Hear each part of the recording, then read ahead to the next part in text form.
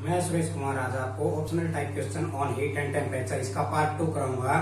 एक वीडियो मैंने इससे पहले बना दिया जिसमें कुछ 12-13 क्वेश्चन जो है ऑप्शन टाइप थे। इस वीडियो में और भी ऑप्शन टाइप क्वेश्चन रह गए थे, इसलिए वो इस वीडियो में लेके आया हूँ। क्लियर?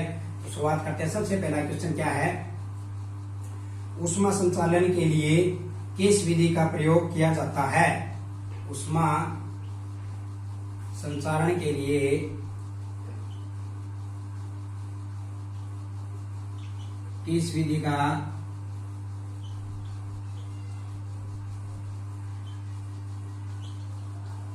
प्रयोग किया जाता है? 4 ऑप्शन है, देखिए। चालन, संवहन, विकिरण या सभी। तो इसका सही उत्तर क्या आ जाएगा? उपरोक्त सभी। क्यों हो जाएगा? क्योंकि आप प्रश्न को समझिए। ऊष्मा संचारण ये कह रहा है कि हीट ट्रांसमिशन के लिए कौन सा मेथड जो है प्रयोग में लाया जाता है। चालन, संवहन, विकिरण तीनों ही होते हैं, कंडक्शन, कन्वेक्शन और रेडिएशन, जो बहुत अच्छी तरह से मैंने आपको समझाया था। तो ये सभी विधियां जो है प्रयोग में लाई जाती है। नेक्स्ट क्वेश्चन विल बी, तरल पदार्थ में ऊष्मा का संचालन होता है। तरल पदार्थ में जो है उसमें ऊष्मा का संचालन किस विधि द्वारा होता है? तरल पदार्थ में ऊष्मा का संचालन किस विधि द्वारा होता है? नीचे विधियां दी हुई है। चालन द्वारा, संवहन द्वारा, विकिरण द्वारा या उपरोक्त सभी। वही 4 ऑप्शन है। ये कह रहा है कि तरल जो पदार्थ होंगे उनमें हीट ट्रांसमिशन जो है वो किस मेथड के द्वारा किया जाता है? इन सब में तो किसके द्वारा किया जाता है? संवहन के द्वारा, कन्वेक्शन के द्वारा। क्लियर? ठोस में इसके द्वारा। क्लियर? तो इसका भी क्वेश्चन आगे आएगा, मैंने बनाया है, तो आपको उम्मीद करता हूं ये त्रिकोण अच्छी तरह से समझ में आ गया होगा। नेक्स्ट क्वेश्चन है नंबर 3, C/5 बराबर में क्या होगा? ऑप्शन देखिए 4, F-32/9, R/4, K-273/5 या उपरोक्त सभी। तो इनमें से कौन सा सही उत्तर है? पहले सवाल को समझ लीजिए आप। C/5 का मतलब है, मैंने एक फार्मूला बताया था आपको, उसमें से ये है कि C/5 जो है इक्वल किसके होगा?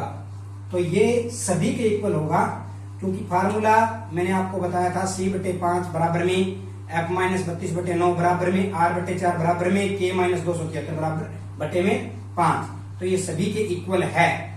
चलिए, फार्मूला अगर याद नहीं है तो मैं लिख देता हूं, ये सब के बराबर में आ जाएगा इस तरह। ठीक है ना? एक फार्मूला और था जिसको शॉर्ट करके ये बनाया गया था। रियल में यहाँ पे 100 होता है, यहाँ पे 180, यहाँ पे 80 और यहाँ पे 100, लेकिन नीचे वाली सारी संख्याएं जो है 20 से डिवाइड हो जाती है, इसलिए ये शॉर्ट। नेक्स्ट क्वेश्चन, उच्च तापमान को मापने हेतु कौन सा यंत्र प्रयोग किया जाता है? उच्च तापमान को मापने के लिए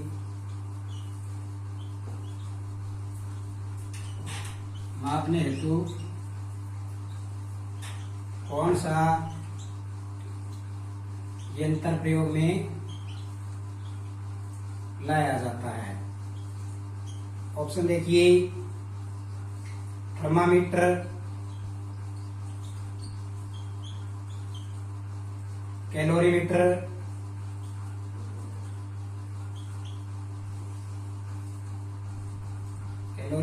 और उसके बाद है हाइड्रोमीटर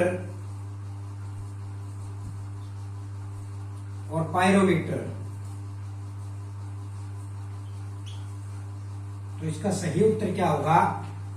अत्यधिक तापमान मापने के लिए हम क्या प्रयोग में, तापमान मापने के लिए हम थर्मामीटर भी प्रयोग करते हैं और पायरोमीटर में, लेकिन थर्मामीटर जो है कम तापमान मापने के लिए प्रयोग में लाया जाता है, तो अधिक तापमान मापने के लिए हम क्या प्रयोग में लाएंगे? पायरोमीटर। ठीक है, ये था चौथा क्वेश्चन। अगला क्वेश्चन देखिए नंबर 5। स्वस्थ मनुष्य का तापमान सेंटीग्रेड में होता है। स्वस्थ मनुष्य का तापमान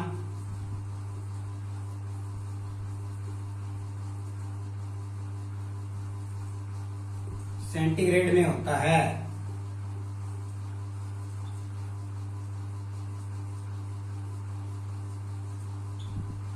ऑप्शन देखिए, 4 ऑप्शन हैं।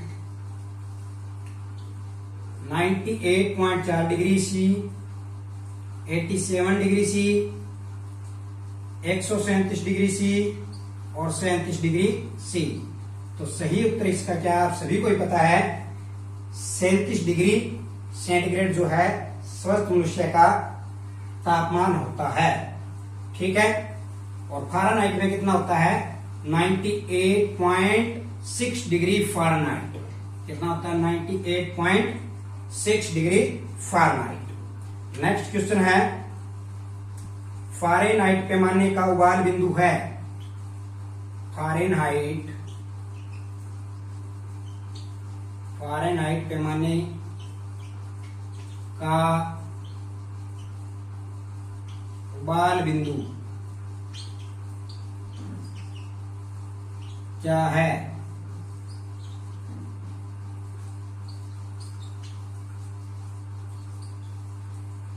तीन 373 degree F, 212 degree F, 32 degree F, 180 degree F. तो इसमें आपको देखना है कि फ़ारेनहाइट पैमाना जो होता है उसका उबाल बिंदु, उबाल का मतलब क्या है? उसका मैक्सिमम पॉइंट जो है वो 212 डिग्री एफ, और जमाव बिंदु कितना होता है उसका? 32 डिग्री एफ। क्लियर? तो ये इसका 212 डिग्री एफ इसका सही उत्तर होगा। छठे क्वेश्चन का 7वां, पारे का क्वथनांक बिंदु है। पारे का क्वथनांक बिंदु क्या है? 357 degree C, 0 degree C, 100 degree C और 393 डिग्री सी। इनमें से सही उत्तर क्या है? पारे का क्वथनांक बिंदु कितना होता है? 357 डिग्री सी। यह है पारे का क्वथनांक। और पारे का जमाव जो है, इससे पिछली वीडियो में मैंने आपको बताया था, -38.8 होता है और राउंड फिगर में आ जाएगा -39 डिग्री सी होता है। ठीक है, अगला क्वेश्चन है, ठोस पदार्थ किस विधि द्वारा गर्म होते हैं? ठोस पदार्थ किस विधि द्वारा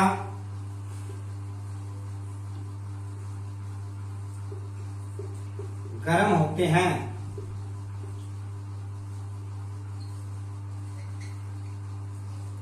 संवहन, विकिरण, चालन या उपरोक्त सभी। ठोस पदार्थ जो होते हैं वो किस विधि द्वारा गर्म होते हैं? चालन के द्वारा।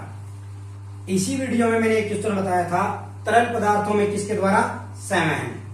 ठीक है, और विकिरण क्या होती है? जो रेडिएशन, जो किसी किरण, जैसे सूर्य से पृथ्वी पे कोई भी वस्तु, इनके बीच में कोई माध्यम नहीं होगा, फिर कोई भी माध्यम इनमें नहीं होगा। इनमें माध्यम है, इसमें ठोस हो गया, इसमें तरल हो गया। ठीक है, तो ये इस तरह से चालन, इस ठोस पदार्थ जो है वो चालन विधि के द्वारा गर्म होते हैं। अगला क्वेश्चन है, थर्मोकपल। थर्मोकपल का प्रयोग किस लिए किया जाता है? का प्रयोग किस लिए किया जाता है?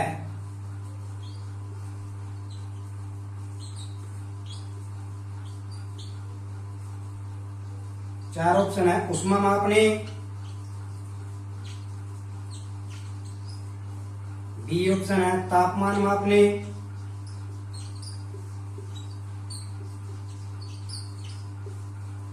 C है लंबाई मापने और D है उपरोक्त सभी।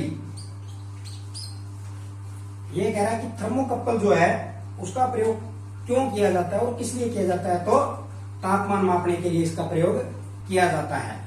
क्योंकि मैंने आपको बताया था तापमान मापने के लिए हम थर्मामीटर का भी प्रयोग करते हैं, पायरोमीटर का भी करते हैं। थर्मामीटर क्या करता है, थोड़े तापमान को मापने के लिए प्रयोग में लाया जाता है, कम तापमान मापने के लिए।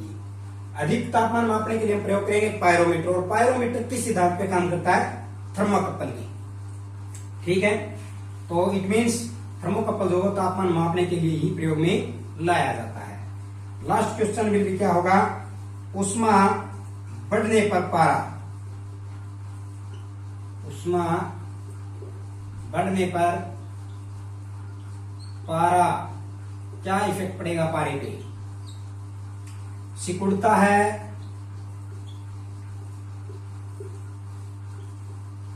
बी ऑप्शन है फैलता है, सी ऑप्शन है जलता है, और डी ऑप्शन है जम जाता है। इनमें से राइट उत्तर क्या होगा, कह रहा है कि ऊष्मा जो है बढ़ने पर पारे पे क्या इफेक्ट पड़ेगा। इनमें से पारे की क्वालिटी बताइए आप, गुण बताइए जब उसकी ऊष्मा बढ़ेगी, सिकुड़ेगा या फैलेगा, जलेगा या जम जाएगा, तो क्या हो जाएगा, फैल जाएगा। कि ऊष्मा बढ़ने पे पारा क्या होता है, फैलता है। ठीक है, तो ठंड होने पे वह सिकुड़ता है। तो ये सारे कुछ क्वेश्चन थे जो मैं पार्ट 2 में इसके कराए हैं। इसके पार्ट 1 मैंने करा दिया था जिसमें 10-12 क्वेश्चन पहले हो गए हैं। तो इस तरह से ये चैप्टर कंप्लीट हुआ। अगर ये वीडियो अच्छी लगी है तो इसे लाइक करें, शेयर करें, हमारे चैनल को सब्सक्राइब करें। Thank you so much.